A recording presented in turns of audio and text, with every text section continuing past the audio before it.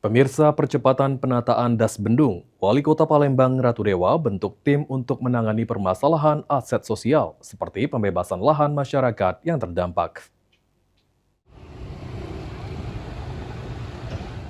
Pemerintah Kota Palembang terus kebut rencana penataan das bendung. Wali Kota Palembang Ratu Dewa menyampaikan, untuk rencana penataan das bendung sejauh ini sudah membentuk tim percepatan dalam pengentasan permasalahan aset sosial seperti pembebasan lahan yang menyentuh perhotelan, masjid, dan rumah penduduk yang terdampak penataan.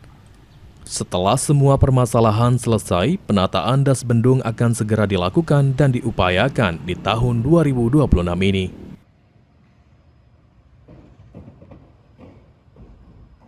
Das Bendung sampai sekarang kita lagi terus saya bentuk tim biar ada percepatan khususnya aset-aset sosial yang masih ada masalah, umpamanya perhotelan, terus ada juga sebagian masjid dan juga ada rumah-rumah penduduk. Semoga ini cepat selesai dan cepat pembangunan Das Bendungnya cepat selesai.